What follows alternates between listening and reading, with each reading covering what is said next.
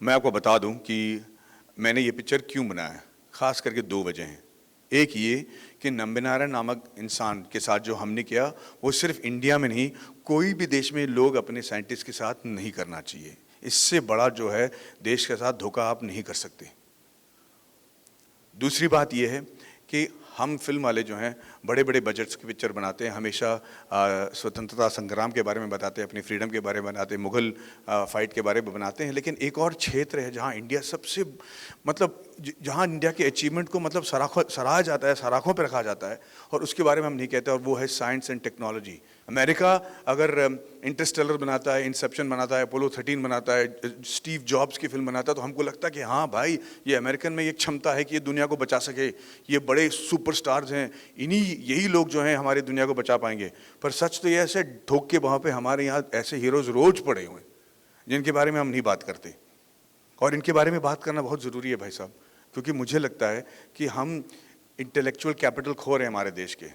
और ये intellectual capital का मतलब ये है कि हर एक इंजीनियर को ये लगता है कि मैं बढ़ाऊंगा, यहाँ से बाहर जाऊंगा और मैं अपना देश का नाम बाहर रोशन करूंगा।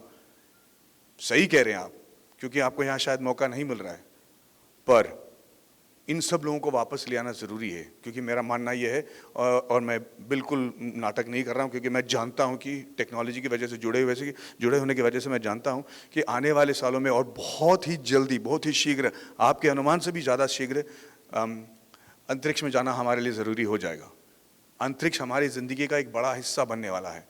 कहा जाता है कि पहले ज़माने में जिस इंसान के पास ज़मीन थी, जिससे ज़मीन पर उसका काबू था, कंट्रोल था, वो राजा था।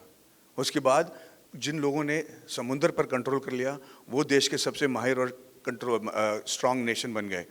फिर those that control the skies in the air, they started ruling the world and they were the most powerful nation. But now it is space, the final frontier.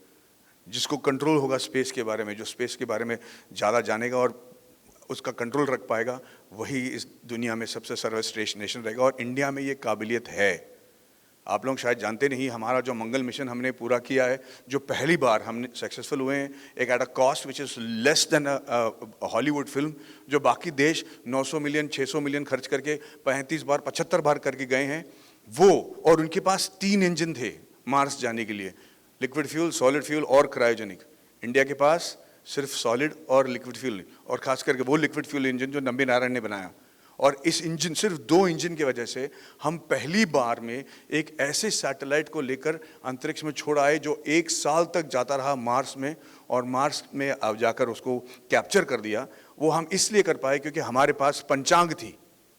पंचांग की वजह से हम एक ये तय कर पाए कि कौन से दिन, कितनी बजे, कितनी सेकंड, कितने मिली सेकंड में हमें रॉकेट लॉन्च करना चाहिए, ताकि अंतरिक्ष में जाकर जो हमारा सेलेस्टियल मैप ये बताता है कि मून की ग्रेविटी कहाँ पर है, सैटर्न की मून की ग्रेविटी कहाँ है, सन के रेस के ग्रेविटी की वजह से कौन सा असर पड़ेगा हमारे सैटेलाइट जो कि 40,000 किलोमीटर पर सेकेंड जा रहा है, वो हर चीज़ को 1 साल के लिए हम कैलकुलेट कर पाए बिकॉज ऑफ आवर पंचांग, और हम सक्सेसफुल हुए।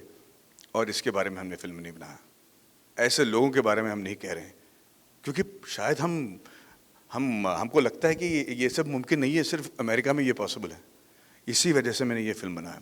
इस फिल्म में हमने कई चीज़ें की हैं जो मैं मानता हूँ कि आज तक किसी भी फिल्म में नहीं हुआ हो, और इसके लिए मैं आपको बता दूँ पहले कि ये क्या चीज़ें हैं। सबसे पहले तो इस फिल्म को हमने 3 लैंग्वेज में लगातार शूट किया है, इंग्लिश, हिंदी और तमिल, और इसको हमने 8 कंट्रीज़ में शूट किया है। हमारे सारे आर्टिस्ट हर लैंग्वेज बोलते थे, और हमने लाइव साउंड शूट किया और 50 साल दिखाया है, जो आज तक किसी फिल्म में किसी ने नहीं किया हो।